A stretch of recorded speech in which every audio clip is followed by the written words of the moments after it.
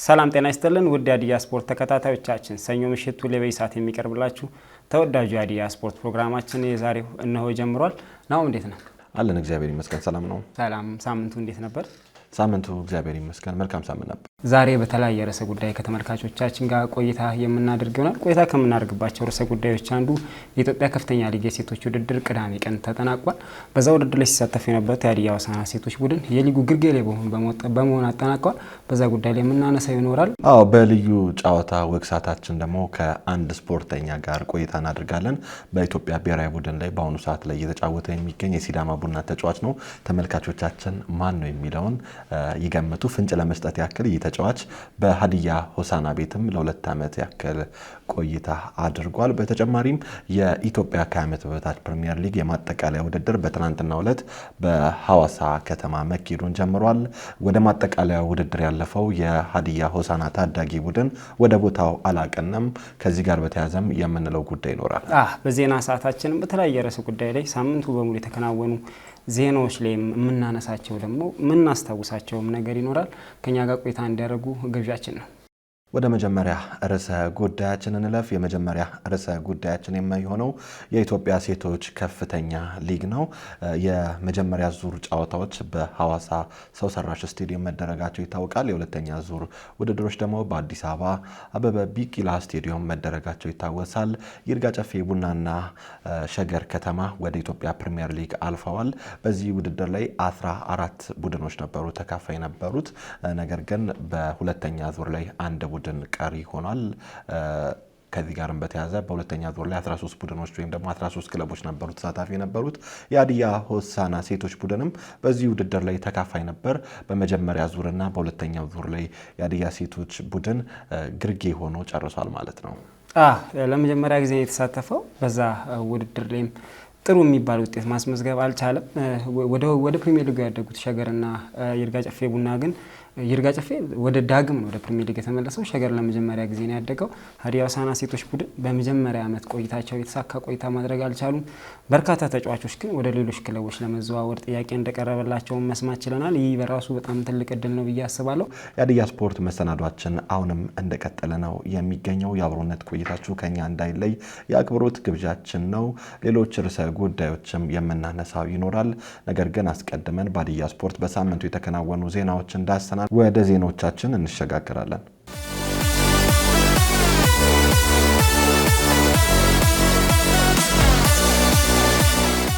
ከሀዲያ ስፖርት ሳምንታዊ የስፖርት ዜናችን እንደሚከተለው ይቀርባል። በማንቸስተር በተካሄደው 10 ኪሎ ሜትር ውድድር በሴቶችና በወንዶች ዘርፍ ኢትዮጵያውያን አትሌቶች አሸነፉ። በማንቸስተር በተካሄደው 10 ኪሎ ሜትር የሴቶች ውድድር አትሌት መዲና ኢሳ በበላይነት አሸንፋለች። አትሌት መዲና በ30 ደቂቃ ከ42 ሰከንድ በመግባት በአንደኝነት ማሸነፏን ከኢትዮጵያ አትሌቲክስ ፌዴሬሽን የተገኘው መረጃ ያመላክታል። አትሌት ጎይቶም ገብረስላሴ በበኩሏ 31 ደቂቃ ከ11 ሰከንድ የወሰደባት ሲሆን ሶስተኛ ደረጃን በመያዝ አጠናቃለች። በወንዶች በተደረገው የ10 ኪሎ ሜትር ውድድር አትሌት ሰለሞን ባረጋ አሸንፏል። አትሌት ሰለሞን ባረጋ 27 ደቂቃ ከ49 ሰከንድ በሆነ ሰዓት ውድድሩን በአንደኝነት ማሸነፍ ችሏል። በውድድሩ ላይ የተሳተፈው አትሌት ሙስነት ገረመው በ28 ደቂቃ ከ21 ሰከንድ አራተኛ ደረጃን በመያዝ ማጠናቀቁን የኢትዮጵያ አትሌቲክስ ፌዴሬሽን መረጃ አመላክቷል። ወደ ሌላ ዜና ስናመራ አርባ ምንጭ ከተማ የተለያዩ አዲስ ውሳኔዎችን አስተላለፈ። የአርባ ምንጭ ከተማ እግር ኳስ ክለብ በወቅታዊ የቡድን ውጤት ጋር በተያያዘ አዳዲስ ውሳኔዎችና የአሰልጣኝ ቡድን አባላት ሹመት ፈጽሟል። በኢትዮጵያ ፕሪሚየር ሊግ ላይ 2 ጊዜያትን ያክል በመውረድ ወደ ፕሪሚየር ሊጉ መመለስ የቻለው አርባ ምንጭ ከተማ ባደገበት የ2017 የሊጉ ውድድር ጉዞ ካደረጋቸው 30 ጨዋታዎች 35 ነጥብ መሰብሰብ ችሏል። ባለፉት 8 ሳምንታት በሐዋሳ ከተማ የተካሄደ ውድድር ካደረጋቸው 8 ጨዋታዎች በአንዱ ብቻ ድል የቀናውና በተከታታይ ነጥቦችን እየጣለ የሚገኘው ክለቡ የቦርዱ አባላት ሁሉም አሰልጣኝ ቡድን አባላት ወደ አርባ ምንጭ ከተማ በመጥራት ካወያየ በኋላ የተለያዩ ውሳኔዎችን አስተላልፏል። ቡድኑም በቡድን መሪነትና ቴክኒካል ኃላፊ ሆኖ ሲያገለግል የነበረው አንጋፋው የቀድሞ የአርባ ምንጭ ጨርቃጨርቅ ቅዱስ ጊዮርጊስና ወላይታ ዲቻ ተጫዋች የነበረው ደጉ ደበበን ከቦታው በማንሳት ክለቡ ላለፉት 2 ዓመታት ከግማሽ በስራ አስኪያጅነት ሲመሩ የነበሩት አቶ አስጨናቂ ዳዊትን በቡድን መሪነት ሲሾም የቀድሞ ሐዋሳና ትራንስ ተጫዋች የነበረው ረዳት አሰልጣኝ ገረሱ ሸመናን በማሰናበብ በቦታው በመምህርነት ሙያ የሚሰሩትና በአርባ ምንጭ ከተማ ወጣት ቡድን በተለያየ ከ15 ዓመት በታች የሰሩትን አሰልጣኝ ገረመው ተበጀን ረዳት አሰልጣኝ አድርጎ ሾሟል። አርባ ምንጭ ዩኒቨርሲቲ በስፖርት ሳይንስ መምህርነት እየሰሩ የነበሩት የነበሩት አሰግድ ከተማ በወክላቸው ክለቡን በቴክኒክ ዳይሬክተርነት ቦታ እንዲያገለግሉ ተመድበዋል። ከ4 ዓመታት በፊት ክለቡን በስራ አስኪያጅነት የመሩት አቶ ዳዊት ኃይለማርያም በአንጻሩ ወደ ቀድሞ የስራ አስኪያጅነት ቦታ ላይ ተመለሱ ሲሆን አሰልጣኝ በረከት ደሙ ደግሞ በ3 ጨዋታዎች የሚያስመዘግብ ውጤት በቀጣይነታቸው የሚወስን እንደሆነ ሶከር ኢትዮጵያ ከክለቡ ጋር ያገኘው መረጃ ይጠቁማል። በሌላ ዜና የኔጌሌ አርሲ እግር ኳስ ቡድን 100 ሚሊዮን ብር በጀት መደበ። በሚቀጥለው ዓመት የኢትዮጵያ ፕሪሚየር ሊግ ተሳታፊ መሆኑን ያረጋገጠው የኔጌሌ አርሲ እግር ኳስ ቡድን 100 ሚሊዮን ብር መበጀቱን አስታውቋል። በሊጉ ተፎካካሪ ሆኖ እንዲቀጥል ለክለቡ ስራ ማስኬጃ በጀቱን ቦርዱ የመጀመሪያ ጉባኤ ባደረገበት ዕለት አጽድቋል። በጀቱን በአገር ቤትና በውጭ ገቢ ማሰባሰቢያ የተለያዩ ሁነቶችን እንዲያመቻቹና የክለቡ አምባሳደር በመሰየም እንቅስቃሴ ለማድረግ መታሰቡም ታውቋል። የነጌሌ አርሲ ከተማ ስራ አስኪያጅ አቶ ሞየታ ወልዴ የእግር ኳስ ክለቡ በታሪኩ ለመጀመሪያ ጊዜ በፕሪሚየር ሊግ ተሳትፎ ስኬታማ ሆኖ እንዲቀጥል የበጀት እቅዱ ቀርቦ መጽደቁን አብራርተዋል። የክለቡ ቦርድ ዋና ሰብሳቢ ዶክተር ገመዶ ዳሌ በሊጉ ከተፎካካሪነት ተጨማሪ በአፍሪካ መድረክ ኢትዮጵያን የሚወክል ጠንካራ ቡድን በጽኑ መሰረት ላይ ለመገንባት ስራዎችን ጀምረናል ማለታቸውን ክለቡ መረጃውን ይፋ አድርጓል ሲል ባላገሩ ቲቪ ዘግቧል። ከውጭ ወዳገኘነው ዜና ስናመራ ደቡብ አፍሪካ ከዓመት በታች የአፍሪካ ዋንጫ ሻምፒዮን ሆነች። በግብጽ አስተናጋጅነት በተካሄደው ከዓመት በታች የአፍሪካ ዋንጫ ደቡብ አፍሪካ ሞሮኮን 1-0 በሆነ ውጤት በማሸነፉ ዋንጫ አንስታለች። 13 ሀገራት በተሳተፉበት የአፍሪካ ዋንጫ ደቡብ አፍሪካ የዋንጫውን በታሪኳ ለመጀመሪያ ጊዜ ነው ያነሳችው። ሁለቱ ሀገራት ከ28 ዓመት በፊት በተመሳሳይ በተገናኙበት የፍጻሜ ጨዋታ ሞሮኮ 1-0 አሸንፋ ዋንጫውን ለመጀመሪያ ጊዜ ያነሳችበት እንደነበረ ይታወሳል። ለ5ኛ ጊዜ በተደረገው መድረክ ደቡብ አፍሪካ ዋንጫውን ያነሳች 12ኛ ሀገር መሆንም ችላለች። በመድረኩ ለግማሽ ፍጻሜ የደረሱት አራቱም ሀገራት ደቡብ አፍሪካ፣ ናይጄሪያ፣ ግብጽና ሞሮኮ በቺሊ አዘጋጅነት ለ24ኛ ጊዜ በሚደረገው 20 ዓመት በታች የዓለም ዋንጫ የሚሳተፉ ይሆናል። ሚላን በ78 ነጥብ ይከተላል። ወደ መጨረሻ ዜና ስናመራ ኤቨርተን የጉድሰን ፓርክ የመጨረሻውን ጨዋታ በትላንትናው ዕለት በድል አጠናቋል። ኤቨርተን ከ130 ዓመታት በላይ የተጫወተበትን ጉድሰን ፓርክ እስከ መጨረሻው በተሰናበተበት በትላንትናው ጨዋታ ሳውዛምፕተንን 2-0 በሆነ ውጤት ማሸነፍ ችሏል። በመርሲሳይድ በአስደናቂ ድባብና በሰማያዊ መለያ ጎርፍ በተሞላው ጉድሰን ፓርክ ውስጥ ኤቨርተኖች ሳውዛምፕተንን በቀላል በማሸነፍ ድል አድርገዋል። አሊያን ኒዳይ ባስቆጠረው 2 ጎሎች ኤቨርተን በ37ኛው ሳምንት የሊግ ጨዋታ ሳውዛምፕተንን ማሸነፍ ችሏል። በቀጣይነት ኤቨርተኖች ጉድሰን ፓርክን ለሴቶች ቡድን የሚያስረክቡ ይሆናል።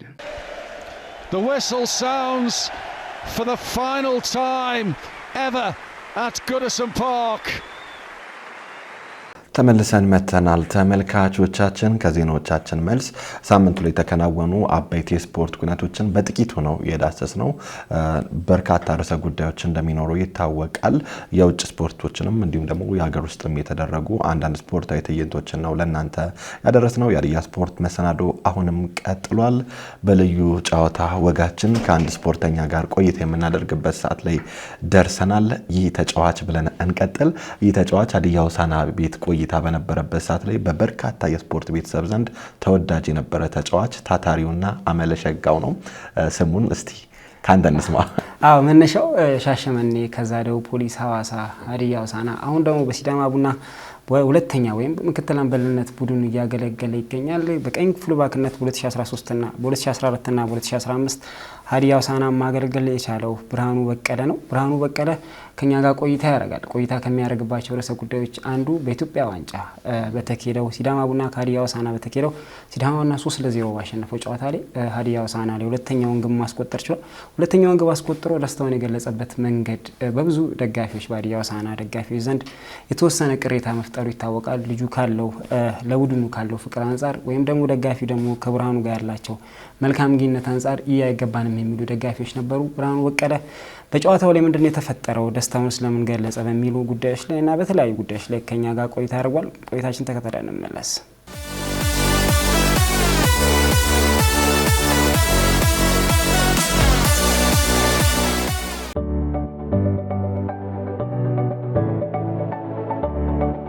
ትውልድ እድገቴም ወንዶ ገነት ነው። ያው ትውልድ ቦታው ደግሞ ከወንዶ ገነት ትንሽ ወጣ የምትብል ገጠራማ ቦታ አለች፣ መልሎ ይባላል። ከዛ አካባቢ ነውና እድገቴ ያው ወንዶ ገነት ነው። እድገቴ እንደማንኛውም ልጅ እንግዲህ የልጅነትን ጊዜ አጣጥሜ ነው ያደኩት ማለት ይቻላል። በኳሱም በትምህርቱም እና ቆንጆ ነበር። በአጠቃላይ አሪፍ ጊዜ ነው።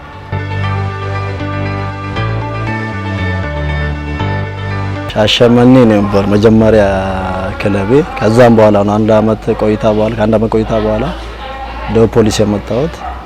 ደቡብ ፖሊስ እንግዲህ በጣም ወደው ክለብ ነበርና እንግዲህ በመፍረሱ እውነቱን ለማውራት አዝኛለሁ እንደ ተጫዋች።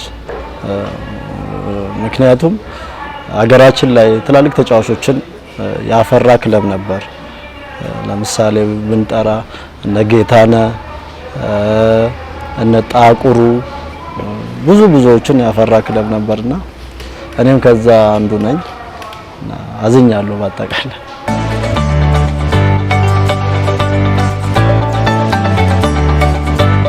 እንግዲህ መንቾ ነው የመለሰኝ። በመንቾ ሰዓት ነበር የተመለስኩት። መንቾ ደቡብ ፖሊስ እያለሁ አጋጣሚ ሆኖ ትዝ ይለኛል የፉልባክ ተጫዋቾቻችን ተጎርተው እና የሚገባ ሰው አልነበረም እና አጋጣሚ ሆኖ እኔን አወራኝ ኮች። በሚያወራኝ ጊዜ ችግር የለውም ምናምን አልኩት። የመጀመሪያን ጨዋታ አረኩኝ። አሪፍ ነበርኩኝ መሰለኝ። እንደውም እዚያ ያዋጣል ምናምን አለኝ። እሺ ብዬ ተቀበልኩ። በመንቾ ጊዜ ነው ተመለስኩት።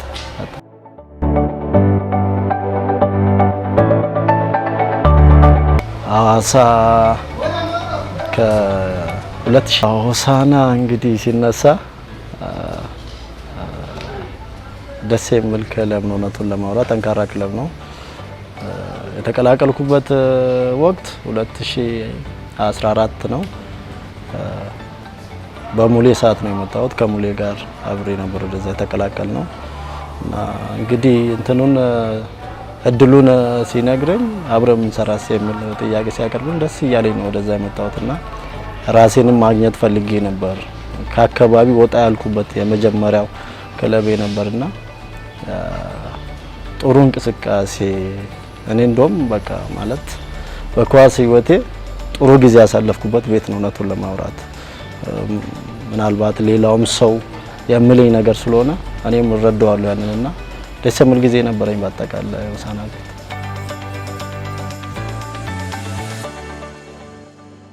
ሀገርን መወከል እንግዲህ የኳስ እደርስበታለሁ ከምትለው አላማ አንዱ የብሔራዊ ቡድን ማሊያ መልበስ ነው። የሀገርን ማሊያ ስትለብስ በቃ የደስታው ስሜቱ ብትል ምፈልገውን ቦታ አግኝቻለሁ ብለህ የምመኘውን ቦታ አግኝቻለሁ ብለህ ትደሰታለና ደስታው ልዩ ነው እውነቱን ለማውራት። እንግዲህ ያንን ቦታ በማግኘቴ እዛ ቦታ እንዲደርስ የረዳኝን ደግሞ እግዚአብሔርን ከልብ አመሰግናለሁ እና በጣም ልዩ ስሜት አለው ብሔራዊ ቡድንን ወክሎ መጫወት።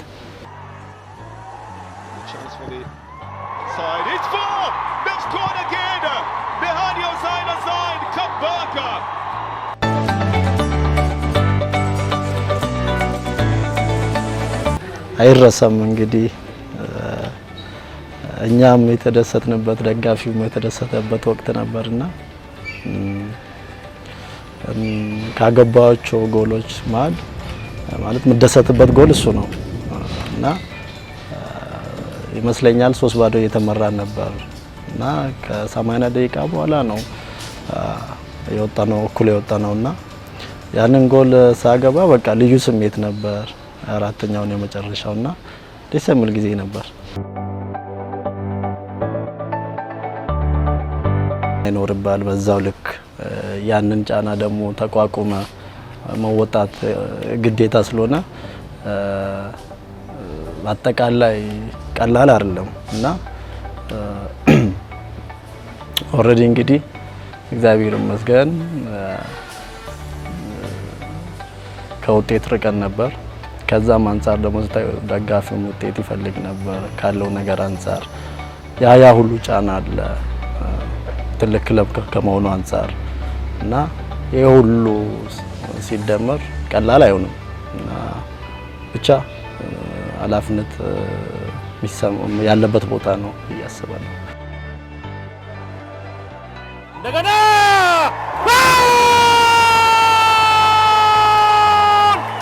ጎል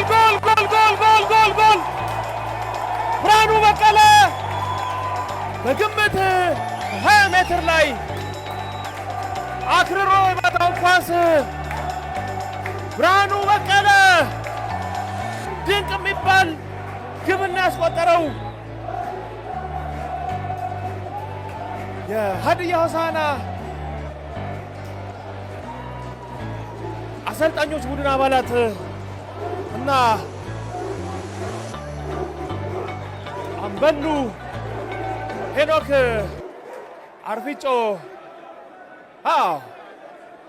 ለተጋጣሚ ክብር አለመስጠት፣ ብርሃኑ በቀለ ለተጋጣሚ ክብር አለመስጠት በሚል ካርድ ተመልክቷል።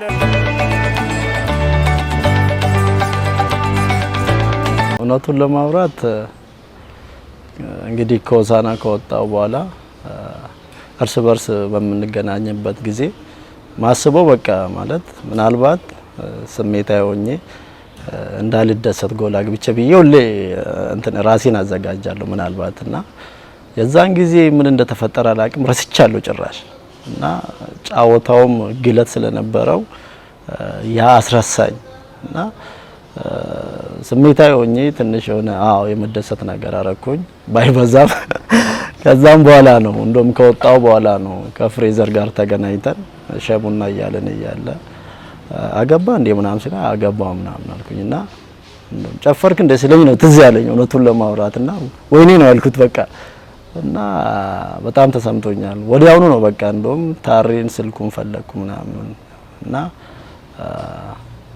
መሆን አልነበረበትም። ስሜቴም ቢቆጣጠር ኖሮ ደስ ይለኝ ነበር።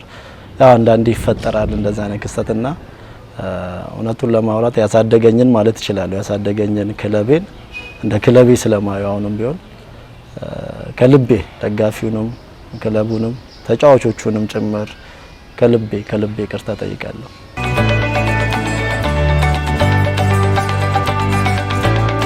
ያው እንግዲህ ለራሱ ቆርሳ ያሳንሳራል ጫወታውና በእርግጠኝነት እንግዲህ እንወስዳለን ብዬ አስባለሁ። በእርግጥ ያ ማለት ደግሞ ጫወታው ቀላል ይሆናል ማለት አይደለም። ድቻ ጠንካራ ቲም ነው ከሊጉ ውስጥ እና ያ ፈተና ደግሞ ቀላል ስለማይሆን እኛም ከወዲሁ እንግዲህ ትኩረት ሰጥተን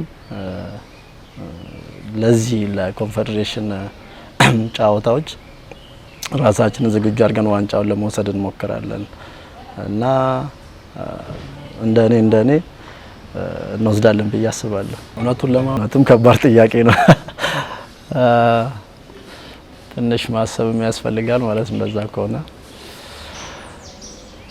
እንግዲህ እስካሁኑ ካየኋቸው አብሬያቸው ከተጫወትኩ ከብሔራዊ ቡድንም ጭምር ከክለቦች ጭምር ለኔ ከበረኛ ከጀመርም ፓፔ ሆሳዕና ነበር። አሁን ባህር ዳር ያለው በረኛ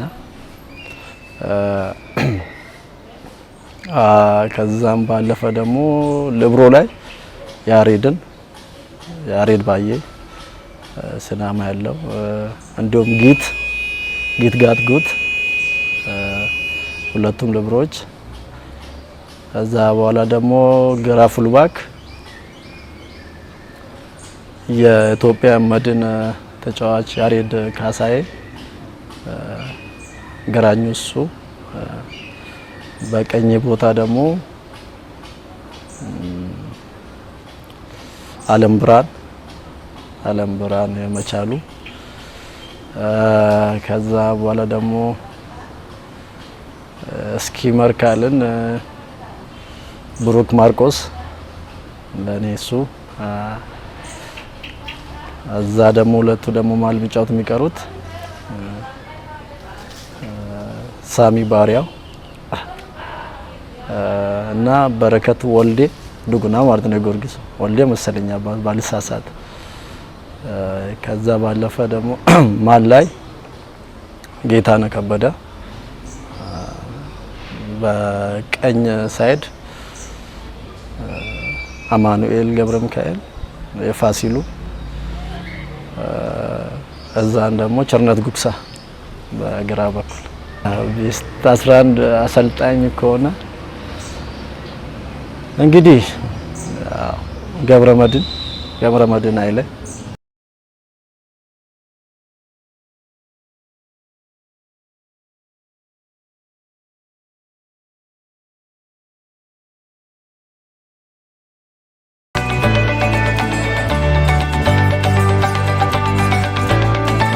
ትዳር ብዙም ባላይም ገና ትኩስ ስለሆነ ብዙም ማውራት ባያስፈልግም ያው ቆንጆ ነው እግዚአብሔር ይመስገን። ከሲንግል ህይወት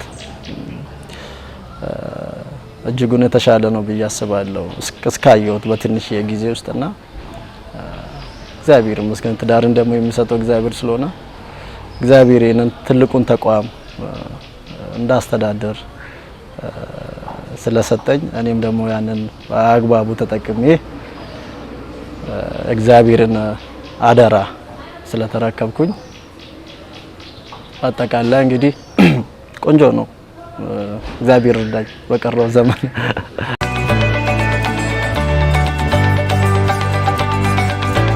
እንግዲህ ታዳጊዎች ላይ ነው።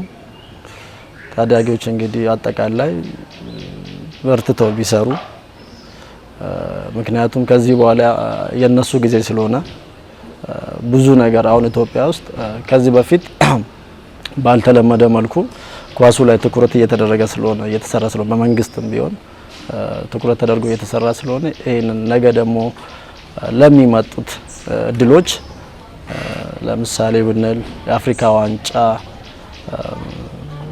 ምናልባት እድሉን ካገኘን የማዘጋጀቱን እዚህም ስለሆነ እና ለዚህ ለወደፊትም ከዛም ባለፈ ራሳቸውን ቢያዘጋጁ ታዳጊዎች ብዬ አስባለሁ።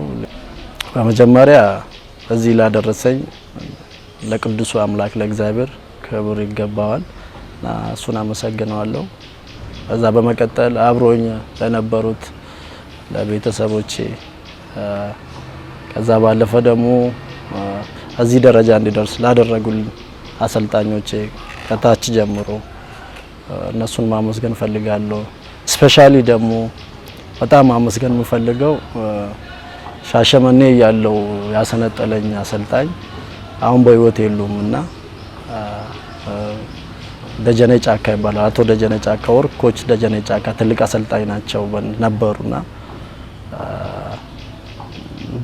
በህይወት ኖረው ከልብ ባመሰግናቸው ደስ ይለኝ ነበር። ግን ያው የእግዚአብሔር ፍቃድ ስለሆነ በዚህ አጋጣሚ ለሱ ትልቅ ቦታ አለኝ ብዬ አስባለሁ እና ትልቅ ቦታ አለኝ ለሱ።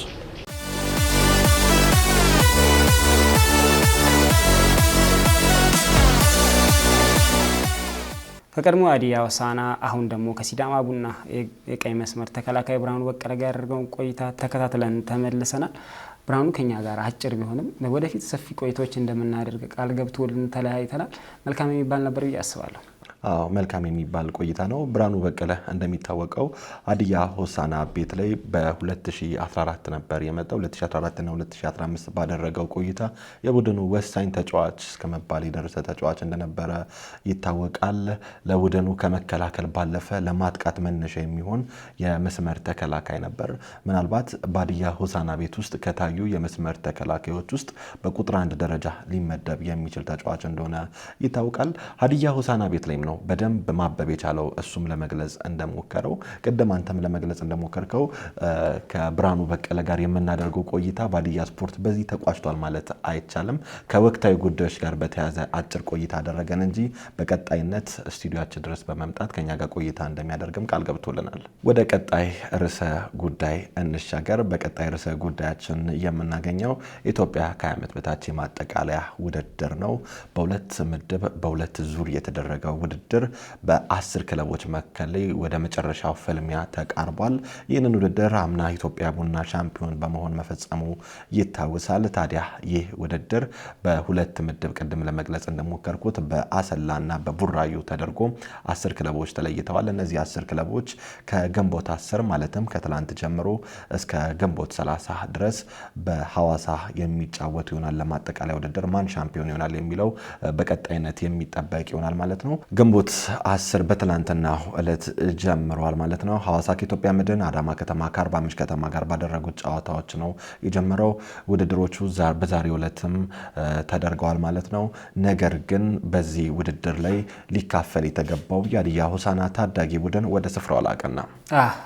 በአሰልጣኝ ማን ያዘዋል ታምራት ወይም ቡጅሌ ሲመራ የነበረው የሀዲያ ሆሳዕና ወጣት ቡድን ለተከታታይ ሁለተኛ ጊዜ ወደ ማጠቃለያ ውድድር ቢያመራም በዘንድሮ ውድድር ዓመት በማጠቃለያ ውድድር ላይ ለመሳተፍ እስከ ቅዳሜ ቀን ድረስ ዝግጅታቸውን ቦሳና ቢየርሳሞ ስቴዲየም ሲያደርጉ እንደነበረ ይታወቃል። ቅዳሜ ቀን ግን ክለቡ በበጀት ምክንያት በማጠቃለያ ውድድር ላይ እንደማይወዳደር ክለቡ ላሉ ተጫዋቾችና አሰልጣኝ ቡድን አባላት ተነግሯቸዋል። ከዛ በኋላ በተለያየ እንቅስቃሴ ተደርጎ ቡድኑን ለመሸኘት ጥረት ቢደረግም እስከ ትላንትናው ምሽት ድረስ ጥረቶች እንደነበሩ መስማት ችለናል። ያ ግን ሳይሳካ በዛሬው ዕለት ከኢትዮጵያ ቡና ጋር የነበረውን ጨዋታ ፎርፌ መስጠት ችሏል። ይህ ክለብ ባለመሳተፉ ይህ ቡድን ባለመሳተፉ አመቱን ሙሉ ታዳጊዎች ላደረጉት ጥረት ምናልባት ብዙዎቹ ተጫዋቾች ጋር በነበረን ቆይታ ባለንም መረጃ አንጻር እንደከፋቸው ልፋታቸውን በአደባባይ ማሳየት እንዳልቻሉ ሁሉ ሲነግሩ ነበር። እንደዚህ አይነት ነገሮች ቀድሞ ጥንቃቄ መደረግ ነበረባቸው። ክለቡ ግን ይህን ጥንቃቄ ማድረግ እንዳልቻለ የተመለከትንበት አጋጣሚ ነበር። በአጠቃላይ ውድድሩ ላይ መሳተፍ ነበረባቸው ልጆቹ ራሳቸውን በኢትዮጵያ ፕሪሚየር ሊግ ከዓመት በታች ውድድር ላይ ራሳቸውን ለማሳየት ዝግጁ ነበሩ። ቡድኑ በአምና ለመጀመሪያ ጊዜ ተወዳድሮ በመጀመሪያው ዙር በማጠቃለያ ውድድር ላይ ከምድቡ ነበር የወደቀው። ያንን ለማሻሻልም ጥረት እንደሚያደርጉ አሰልጣኝም ቡድን መሪም በአጠቃላይ ሲያነሱ ነበር። ያን ድል ግን ማግኘት አልቻሉም። አዎ የታዳጊ ቡድኖች መቋቋም ዋና ዓላማ ወደ ዋና ቡድን ለማደግ እንደሆነ ይታወቃል።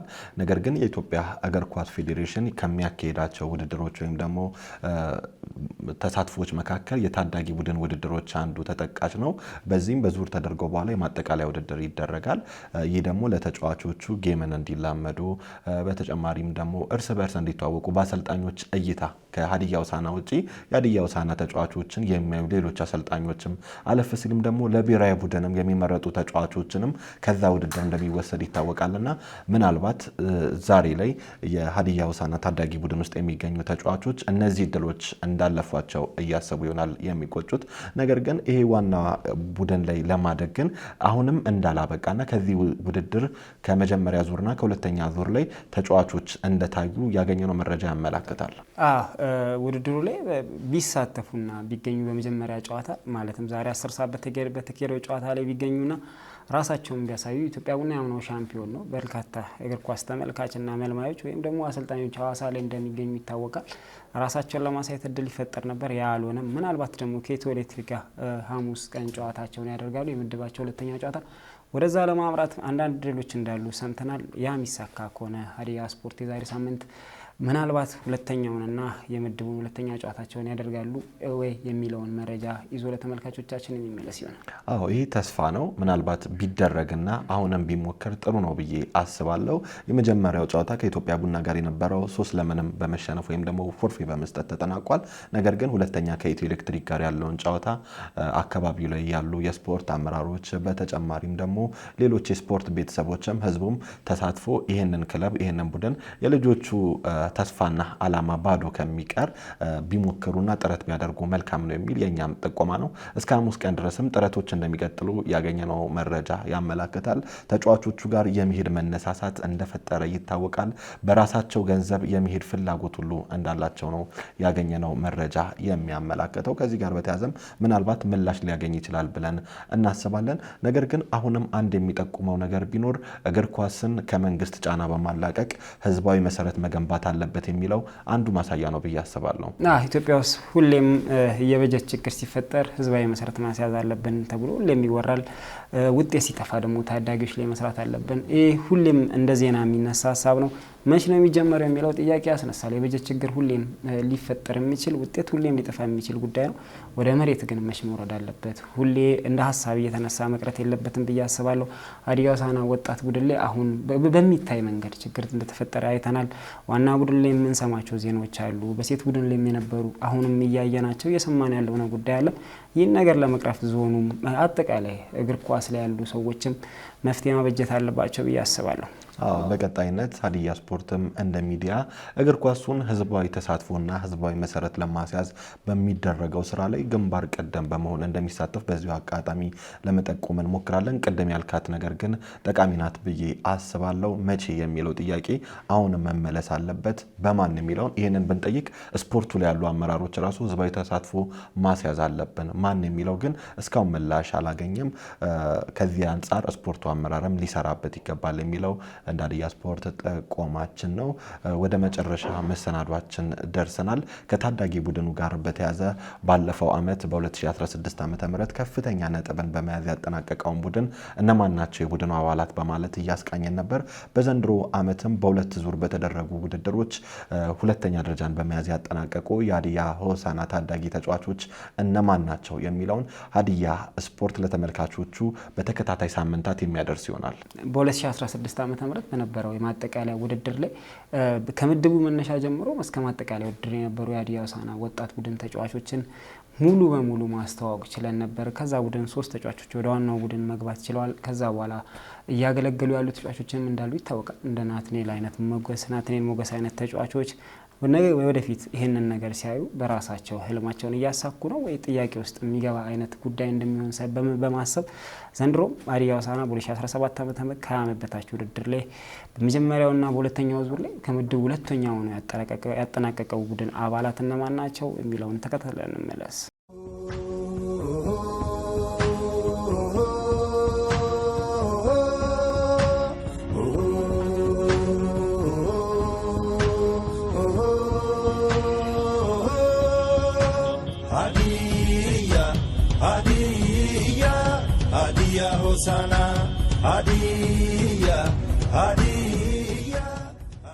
ስሜ ዮሐንስ ሳሙኤል ይባላል። ተወልጄ ያደኩት በሀዲያ ዞን ሚሻ ወረዳ ነው። የሚጮተው ቦታ ደግሞ የተከላካይ አማካይ ነው። ስራው ሚኮራ ሀዲያ ሆሳዕና ዝናንተ ጎና ባለፈው የያሆዴ በዛ ውድድር ነበር። ዘንድሮ የተቀላቀልኩት ያው በዛ ሀዲያ ሆሳዕና ላፍታ የማይቆመው አሪፍ ነው። በጣም ጥሩ ጊዜ ነው ያለነው፣ እያሳለፍን ነው ያለነው። አሪፍ ጊዜ ውጤታማ ነው፣ ከሞላ ጎደል ውጤታማ ነው።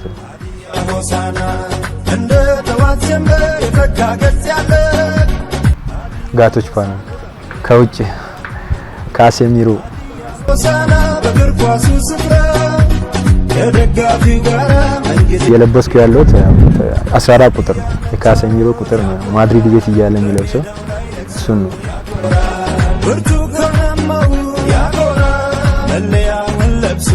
ያው በአገር ውስጥ ብሔራዊ ቡድን ወክለ መጫወት ትልቅ ነገር። አሁን ሀዲያ ለዋና ቡድን ማደግ እሱ የመጀመሪያ እንደ ሲቀጥል ደግሞ ብሔራዊ ቡድን ወክዬ መጫወት ፈልጋለሁ። ከዛም ያው ፈጣሪ ካለ ደግሞ ወጣ ብለም የመጫወት ህልም አለ።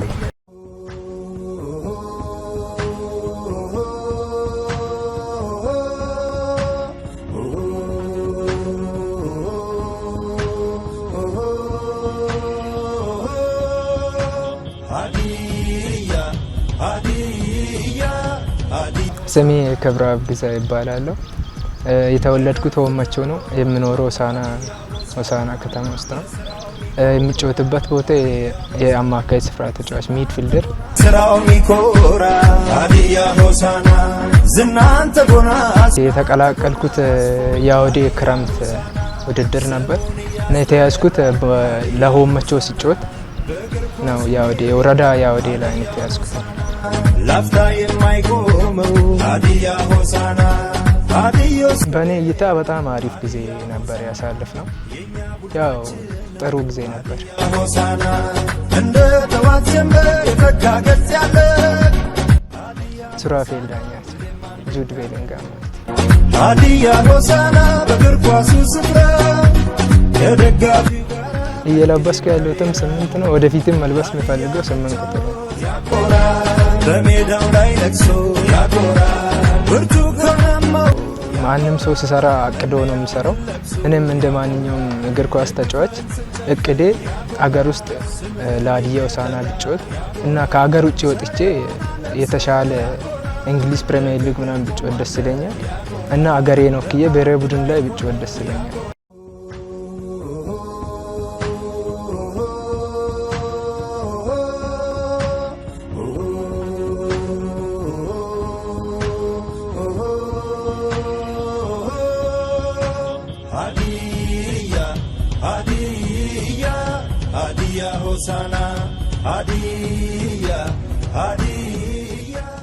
ስሜ ያስቻለው ግርማ ይባላል። የሚጫወትበት ቦታ መስመር ነኝ። ተወልጄ ያደኩበት አምቾ ጎዴ ቀበሌ አካባቢ ነው። ሀዲያ ሆሳዕና በስራው ሚኮራ ሀዲያ ሆሳዕና ወጣት ቡድን መቀላቀል ቻልኩት። በመጀመሪያ ሀዲያ ሆሳዕና 17 ነበርኩኝ። ከዛ የአውዴ ካፕ ውድድር ላይ አሪፍ እንቅስቃሴ አሳይቼ ነው ወደዚህ መቀላቀል ቻልኩት።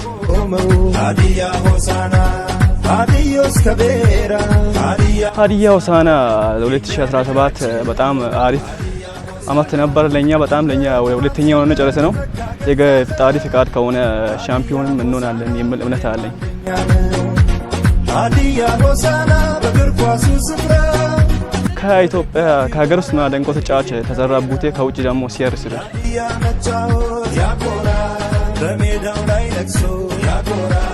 ሰባት ቁጥር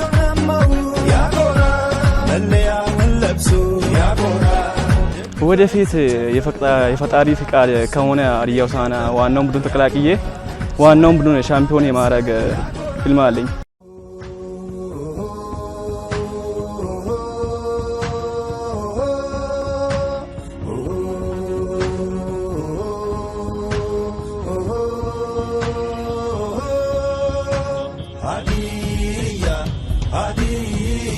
ስሜ ጴጥሮስ ተሾማ ይባላለሁ።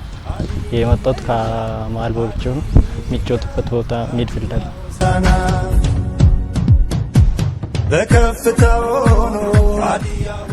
እዚህ የተቀላቀልኩት የክረምት የአውዴ ካፕ ነበርና እዛ ከሌምቦ እየተጫወትኩ ነው እዚህ ተመረጬ የመጣሁት። ስሙን እያስጠራ ሀዲያ ሆሳዕና ያ አሪፍ ጊዜ ነበረ። ከሞላ ጎደል ጥሩ ጊዜ ነበረ። ከምናም ትንሽ እንትን ይላል። ጥሩ ጊዜ ያሳልፈናል ብዬ አስባለሁ። ሀዲያ ሆሳዕና የኛ ቡድናችን ነው። ከሀገር ውስጥ ሱራፌል ዳኛቸው፣ ከውጭ ብሩኖ ፈርናንዴዝ። ሀዲያ ሆሳዕና ሁሌም አንደኛ ነው። እዚህ የሚለብሰው 34 ቁጥር ነው። እኔ መልበስ የምፈልገው 8 ቁጥር። የሚደግፈውን ተጫዋቾች ብዙ ጊዜ 8 ቁጥር ስለሚለብሱ፣ በእኔ ቦታ የሚጫወቱት ተጫዋቾች 8 ቁጥር ስለሚለብሱ ብዙ እይታ ይኖራል።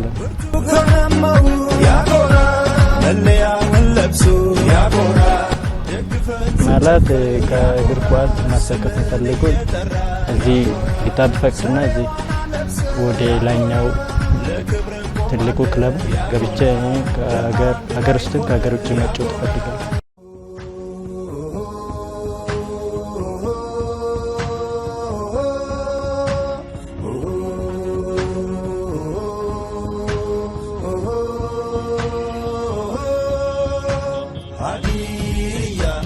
ሙሉ ስሜ ናትናኤል ብላቸው ነው። ተወልጄ ያደግኩት ሾኔ ከተማ ነው እና የምጫወተው ግራ መስመር ስትራይከር ነኝ።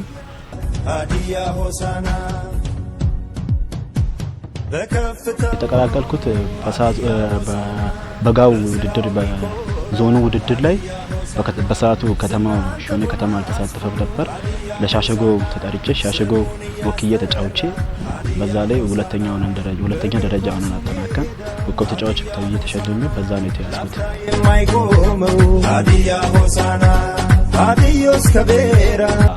ያው አዲስ ስለሆንኩ መጀመሪያ ብዙም እንትን አልነበረኝም፣ ፍርሃት ነበረ።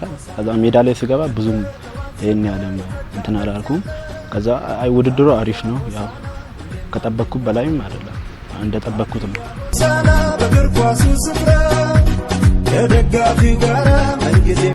ከሀገር ውስጥ አቡበከር ነስር ነው፣ ከውጭ ደግሞ ኪሊያን ኤምባፔ ነው።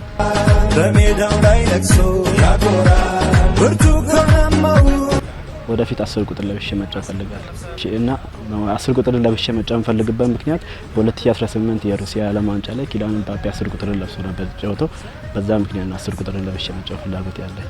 ክብርን ቆማለ ያጎራ ለአንድ ላይ ሆነ ያጎራ ወደፊት ለዋናው ቡድን መጫወት ፈልጋለሁ። ከዛም አልፎ ደግሞ ብሔራዊ ቡድን ተጠርቼ መጫወት ፈልጋለሁ። ያው ወደ ውጭም ወጥቼ መጫወት ፈልጋለሁ። ወደ ማንቸስተር ዩናይትድ ብቻ ወደ ታላላቅ ቲሞች ገብቼ መጫወት ፈልጋለሁ። ፍላጎቱ አለኝ።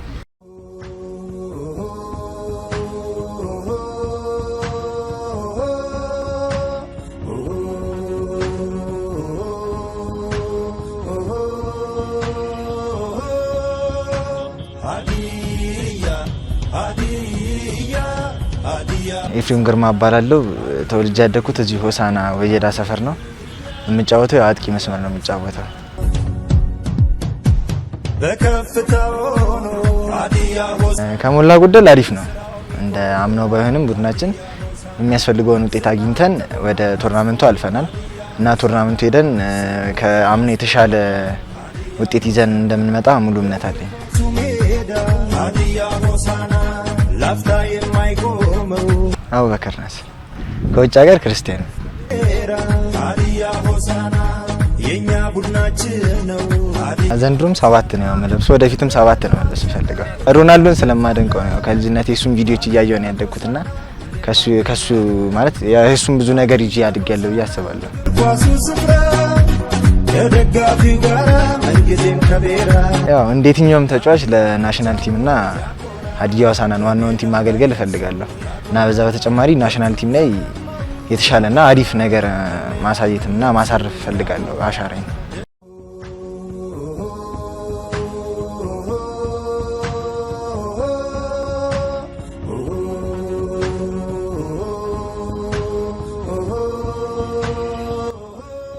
ሙሉ ስም ቴዲ ንጉሴ ይባላል።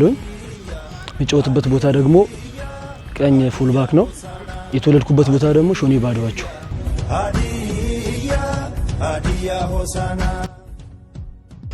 ሀዲያ ሆሳዕናን የተቀላቀልኩበት አጋጣሚ በያሆዴ ካፕ ነው።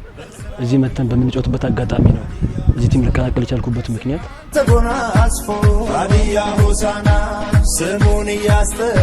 ዘንድሮ በጣም አሪፍ ነው። ጥሩ ውጤትም አስመዝግበናል። ካለፈው አመት ዝቅ ያለ ውጤት ነው ቢሆንም ግን አሪፍ ላይ እንደሆነ አምናለሁ። ሀዲዮስ ከቤራ ሀዲያ ሆሳዕና የኛ ቡድና የማደንቀው ተጫዋች ሲያርን ነው። ያው ትሰራለህ ታመጣዋለህ በሚለው አባባሉ የሱ ብዙም እንደ ሜሲ ተሰጥኦ ስላልሆነ በጣም የማደንቀው ተጫዋች ሲያርሰበን ክርስቲያኖ ሮናልዶ ነው። ከደጋፊው ጋር ምንጊዜም ከቤራ የመለያ ቁጥር 2 ቁጥር ቢሆን ደስተኛ ነኝ። አሁን ላይ 23 ቁጥር ነው የምለብሰው። 23ም አይከፋም፣ ለክፉ አይሰጥም። 2 ቁጥር ቢሆን ደስተኛ ነኝ። በዛች ቁጥር እድል አለኝ ብዬ አምናለሁ በ2 ቁጥር። እናም ደግሞ እሱን ያን ቁጥር ብለብስ የሆነ የሚሰማኝ ሰላም አለ። ምን እንደሆነ አላቅም፣ ያ ተፈጥሯዊ ብዬ ለያዘው እና ደስ የሚለኝ የሆነ ስሜት ስላለው ቆማለ ያጎራ በአንድ ላይ ሆነ ያጎራ። ወደፊት ማሳካት የምፈልገው ዋናው ቲም ላይ ትልቅ ቦታ እንዲኖረኝና ይኖረኛልን ብዬ አምናለሁ። የምፈልገው ስኬት እሱ ነው። ዋናው ቲም ላይ ሲኒየር ተጫዋች መሆን ፈልጋለሁ። ፍላጎቴ ነው፣ ደግሞም አደርገዋለሁ።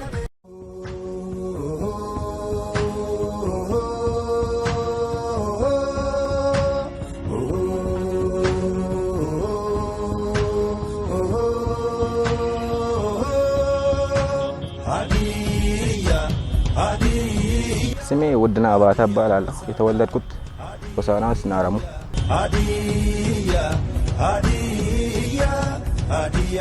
ሀዲያ ሆሳዕና የተቀላቀልኩት ዘንድሮ ነው። የተመረጥኩት ደግሞ ከያሆዴ ካፕ ውድድር ነው።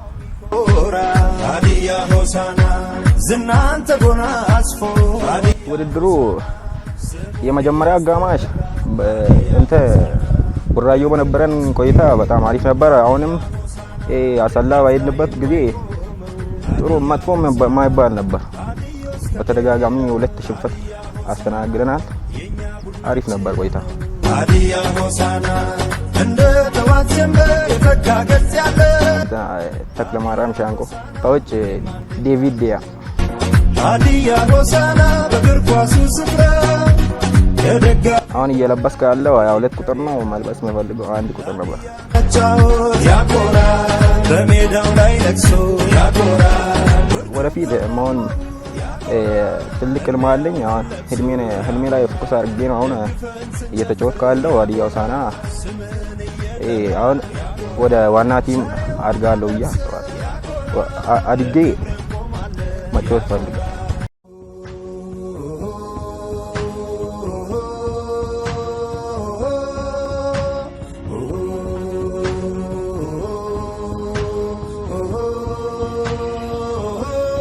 ስሜ ሰመረ መስፍን ይባላል።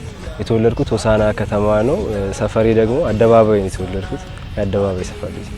ቦታዬ መሀል ነው። ሀዲያ ሆሳዕና የተቀላቀልኩት መጀመሪያ የክረምት ውድድር ወየዳ ሰፈር ነበር የተጫወቱት። ከዛ ላይ ነው ለከተማው ተመርጬ የከተማውን ተጫውተን ከዛ ላይ ነው የተመረጡት። ሆሳና ስሙን ያስጠራ ሀዲያ ሆሳና። ውድድሩ ከሞላ ጎደል ጥሩ ነው። የተሻለ ነገር ይዘን ለመቅረብ ሞክረናል። ውጤቱም የቡድኑ ጥሩ የሚባል ነው። ጥሩ በመከላከል ኳስን ይዞ ዶሚኔት አድርጎ መጫወት የሚችል ቡድን የተሰራው። አሪፍ ውጤትም አሪፍ ነጥብም መሰብሰብ ችለናል። እንደ ተዋት ጀምበር የተካገጽ ያለ ሀዲያ ሆሳና። ከሀገር ውስጥ አቡኪ ነው፣ ከውጭ ብሩኖ። ስፍራ ከደጋፊው ጋር ምንጊዜም ከቤራ። አሁን ላይ 27 ቁጥር ነው የምለብሰው። ወደፊት ወደ 10 ቁጥር ብለብስ ደስ ይለኛል። 10 ቁጥር ያው ኦፌንሲቭ ሚድም ስለሆንኩኝ ያን ቁጥር መልበስ ፈልጋለሁ። ለብሶ ያጎራ ደግፈን ስንጨፍር ያጎራ። እግዚአብሔር ቢፈቅድና የተሻለ ቦታ ላይ መጫወት ብችል እስከ ብሔራዊ ቡድን ደረጃ ድረስ መጫወት እቅዳለኝ። ከዛም አልፎ የተሻለ ነገር ለማድረግ በኳሱ ያቅሜን ለማድረግ የምችለውን ለማድረግ ዝግጁ ነኝ።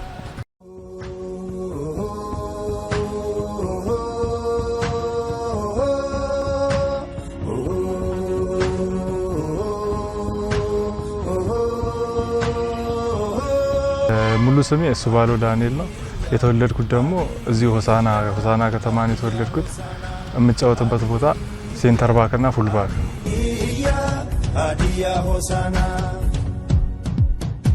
ያው ሀዲያ ሆሳና አንደር 20 የተቀላቀልኩት በከተማ የአሁዴ ካፕ ከተማ ላይ በሚዘጋጀው በአሁዴ ካፕ ነው። የተያዝኩት ቲም ደግሞ ከአዲሱ መናሪያ ነው የተያዝኩት። ሀዲያ ሆሳና በእግር ኳሱ ሜዳ። ያው ውድድሩ እኛ ብዙ ከዚህ አካባቢ ወጥተን ተጫውተን አናውቅም እና በኢትዮጵያ ፕሪሚየር ሊግ ደረጃ ነው እየተጫወተን ያለ ነው። ራሳችንን በፊት ካለንበት ቦታ ከፍ ብለን ለማየት በጣም የተሻለ እድል አግኝተናል። አሪፍ የውድድር ዘመን ነበር፣ ጊዜ ነበር። ሀዲያ ሆሳና ሁሌም አንደኛ ነው። ቃላቡ ብሸት እግር ኳሱ ስፍራ ከደጋፊው ጋር ምንጊዜም ከቤራ። ያው እግር ኳስ ስጀምር ፕሮጀክት ላይ ስጀምር ጀምሮ የምለብሰው ቁጥር 3 ቁጥር ነው። ወደፊትም ለብሼ መቀጠል የምፈልገው 3 ቁጥር ነው። የመጀመሪያ ኳስ ስጀምር የመጀመሪያ ማሊያ ስለብስ የለበስኩት ቁጥርና የተሰጠኝ ቁጥር ስለሆነ ነው ምርጫ ያደረኩት። ስምን እየጠራ ያጎራ ሰሬዋና ለብሰ። ያው እንደ ማንኛውም ተጫዋች አላማ ሊኖር ይገባልና እኔም በእግር ኳስ ህይወቴ ማሳካት የምፈልገው በመጀመሪያ ከአንደር 20 ተነስቼ ሀዲያ ሆሳናንም አገልግዬ በኢትዮጵያ ደረጃ ተጫውቼ ናሽናል ቲሙን ወክዬ የመጫወት ህልም አለኝ።